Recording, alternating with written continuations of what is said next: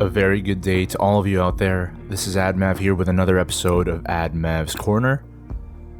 Hello everyone. I've missed you all, and I'm very happy to be back. I know the last time I recorded a podcast episode, I said that I'd try to record an episode a month, and I'm going to stick to that, despite it being the 31st of of March, the last day of March. I'm still going to get it in. I'm still going to record this episode, and I'm still going to say hi to you guys and check in, let you know what I've been up to. Well, what have I been up to? I'm not sure if you really notice from the sound of my voice. I've been a lot happier these days. This month has been... A lot has happened this month. Not all good stuff, but... I mean, not all bad stuff, but...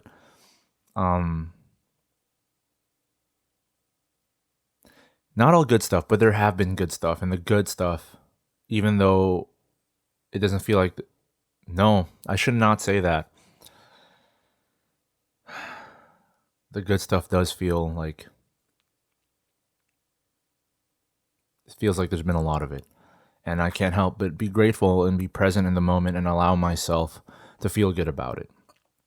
And by the way, that is a healthy thing to do. I used to be one of these people that where if something good was happening or was about to happen, I always felt there was this imminent counter action or counter event that would throw off all the good feelings, all the positivity from whatever that good thing is happening in my life. I'm happy to say that's not necessarily me anymore, though I still get anxious thinking about it, like I'm tempting fate or something, but I know that's not what I'm doing. Because in the present, in the moment, I feel joy, and I'm allowed to feel that, and I should feel that, and I should allow myself to feel that, and really enjoy that, and be in the present moment and savor the moment. So I've been happier this month. I won't necessarily talk about why that is. I'll save that for another episode, I think. But the important thing is, and what I want to share with you all, is that I've been happier. I've been happier. Even through the downs of this past month, I've been happier, and can't be any happier to be here and to be able to talk to you guys once more, because there are some things that I experienced throughout the month that really made me think about stuff. Can you tell I've been away from podcasting for a while? I'm not very eloquent right now, am I? It reminds me of that one bit from The Simpsons where Lisa was worried because she hasn't been going to school for a while, that she's, as she puts it, I'm losing my perspicacity. Anyways, I feel like I'm losing my perspicacity, but no, I'm still here, and I do have some things to share and some things I want to talk about. And it actually relates to what I've been joking about just now, and that's our ability to communicate as human beings, specifically as adult human beings. You know, I'm 33. I'm turning 34 this year, and as I grow older, the more things I realize about being, quote unquote, an adult. You know, being grown up. And honestly, one of the things I've noticed is that so many of us, despite us being in our 20s and our late 20s or even in our 30s, and it doesn't matter, 40s, even 50, no one's really excluded from this. No adult is really excluded from what I've observed, in that our ability to actually communicate with each other is a lot poorer than what I thought when I was a kid. When I was a kid, I didn't think twice about like how we really spoke to each other. We're just, we're saying what we need to say. We're communicating the words that we need to put out there in order to get something or to learn something or to share something. But I'm realizing that adults don't really possess, or a lot of adults don't really possess, the ability to communicate effectively. And what do I mean by communicate? I'm not just talking about the physical aspect of it. like the obvious apparent aspect of communicating. I'm talking about the emotional aspect of communicating as well, and the understanding part of communicating, and the actual part of sharing. Are you actually sharing, or are you just saying things? You know what I mean? And for the purpose of this, I guess, conversation, this podcast, I'm specifically referring to personal conversations that you have with people, whether it's a coworker, or colleague, an acquaintance, a friend, a family member. Doesn't matter. I'm specifically talking about one-on-ones with people, one-on-one conversations, not interviews, not group conversations, just actual conversations between individuals.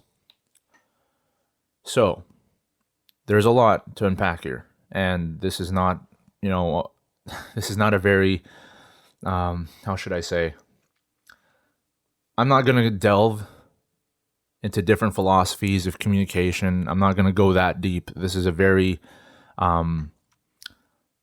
don't want to say shallow, but I guess it is kind of a shallow sort of conversation about it, or what's the best word to describe this? Maybe just below surface level. I'm not sure, because I guess what I'm trying to say is when you converse with somebody, it really depends on who you're conversing with, right? How well you know them. That definitely plays a factor. And is this person going through mental health struggles? That's also another factor. There's so many factors that are involved here. And for example, as I mentioned, for mental health, for those suffering mental health issues, a lot of us don't have the necessary experience to be able to effectively communicate with people who are going through depression, or who have anxiety, or dealing with things that we just don't understand very well, like ADD, or those maybe with more with worse conditions such as schizophrenia. It's difficult. It's a difficult thing, right? And so that's one of the things you have to take into consideration. But I guess if I wanted to focus on one thing, it would just be one-on-one conversations where you're sharing an idea or just talking about something. It can be small talk, or it can be deeper talks. But I suppose what I'm going to say is more geared towards, I guess, more serious conversations, deeper conversations. But I guess no. I guess this also applies to even small talk, even menial conversations, right? And please forgive me if I'm kind of going a little back and forth here. I'm kind of parsing it in my head right now. I'm still sort of trying to break it down, because I know what I'm trying to say. I have an idea of what I'm trying to say. It's just difficult to express, I guess. But what I mean by grown adults not knowing how to effectively conversate, to effectively communicate, what I mean by that is, so many of us, and I've been guilty of this in the past, and maybe sometimes I still end up doing this. I hope I'm not. I try to be aware every time I'm in conversations, but especially when I was younger, for sure, I have done this, and probably all of you have too at some point, or maybe still do now, and you just sort of need to realize that. A lot of us, when we communicate just so we can say something, just so we can blurt out what we're thinking or how we feel, with very little to no consideration of the other party, of who we're communicating with.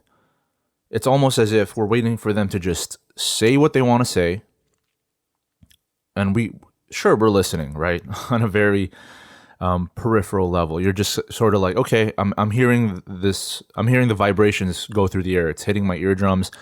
I hear what you're saying, but how much of that are we actually listening to and taking in, and allowing that to also form our replies, or the way we communicate, the way we share our ideas then as a reply to this person saying things? Because I really feel like a lot of us don't take that into consideration, whether consciously or subconsciously, whether on purpose or not. It feels like we're just like, okay, this person that's speaking to me right now, I'm going to allow them to keep going.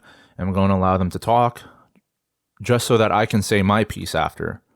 And I don't really care that much about what they said because really my point is what I'm trying to get to, and I want them to hear it and I want them to know it more so than what they're saying to me, right? And that's just not an effective way to communicate. Not only is it objectively a poor way to communicate because you're not properly absorbing what the other person is saying, it's also a little bit I wouldn't say rude. I'm not sure if that's quite the accurate word for that, but I guess it's a little bit deflating to the other party who's sharing and feeling like they're not being heard or listened to correctly or fairly, right? It's like they just made a bunch of noise for no reason and they're talking to a wall. So many, I can't say enough how many conversations I've seen that are like that, where one person is like pouring their heart out, saying something, and the other person is just so blasé about it because they had a reply ready and they're like, oh yeah. And it's like, and even when they try to show enthusiasm or try to show that they care about the other person and what they're saying, it really just comes off as disingenuous. And I'm not saying that you can read that really, and I accept the possibility that I could be wrong on some of those occasions because I'm not a mind reader. Sometimes people just react the way that they do, but for the most part, it's pretty obvious when a conversation is one-sided. And I think in cases like that, sometimes it's a little bit better to be more straightforward, like, oh, I didn't really take in what you said or something. But really what you want to do is when you're communicating with somebody, when they share what they want to say and you're earnest about that and you're genuine about listening, you take it in, you absorb it, you let it bounce around in your head, you really try to consider, you try to empathize with the person, how they feel where they're at based on what you know about them, and as well as based on how you would go through it yourself. And then you would have that then not flavor, but sort of direct what you want to say in return to show that you've effectively absorbed the information that they gave you and letting them feel heard and validated by the things that they say. So many times this doesn't happen in adult conversations, and adults who are much older than 30, sometimes much older than 40. Like I said, it does not exclude, it doesn't matter what age you are as an adult. Like it affects everybody. And there are adults out there that are living every day with the communication skills of a child or a teenager. Some are very immature. Some just like straight up don't care about what the other person is saying. And we can really improve on that. And that's sort of what I wanted to bring up in this podcast. The next time you get into conversation with somebody, even if it feels mundane, just try to take this in. Try to think about how you're speaking. Try to really pay attention to what the other person that you're having conversation with is thinking about, is feeling. Do your best to empathize and put yourselves in their shoes while also keeping your perspective within sight as well. I'm not saying to set aside how you feel about it. That's still a very important part of conversation. What I'm saying is that try to give it equal measures of attention. And allow yourself to really listen and allow yourself to really communicate with this person, not just through sounds, right? But through mind, heart, and soul. As cheesy as that sounds, I don't really know how to put it in a more, eloquent way. But the next time you converse, just try that approach with a close friend, maybe. You'd be surprised as to how much more improved your conversations will be and how much more meaningful they'll be. I'm not saying that every conversation is going to end up as this, life-changing event. I'm just saying you're going to have a better time communicating with people as a result. If you're able to be more mindful and present about the way that you communicate and the way that you listen with the people that you talk with.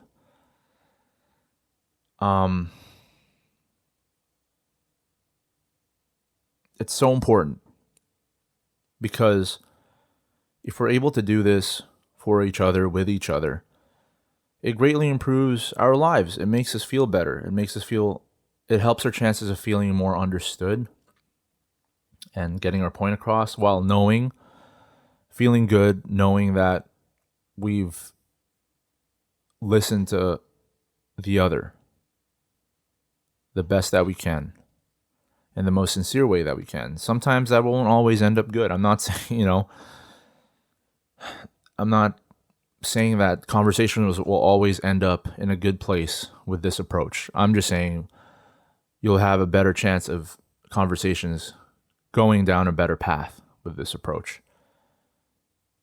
And if not, there's always things to learn in life. There's always life lessons to extract from conversations that have gone sour. But if you take it from a more genuine and, like I said, earnest approach, I feel like the quality of the relationships that you have with people, whether it's your partner, your friend, your family members, what have you, I feel like they'll improve. And I feel like, actually, I know that you'll feel better about those relationships too. And you'll feel better about the way you express and communicate things while also feeling better about the way you listen to the person you're speaking with. So have some great conversations out there. It's a rainy day, but that's what happens, right? April showers bring May flowers. The weather is going to get better soon. Spring is upon us. Winter is over. We're all hanging in there, myself included, even when I've had a good month. So I love you all. Keep hanging in there. And I'll see you all again at some point in April with my podcast. I'm never gone until I actually announce that I'm done, which I will do here if or whenever that happens. I'll make sure to let you all know. But don't forget, I really appreciate all of you. I love all of you. I always pray for the best for you guys. Always wish for the best for you guys. And if you're having a tough time, or not so tough time even, hang in there. Things will work themselves out. Have a great weekend, everybody. It's good to be back. I missed you all. Take care.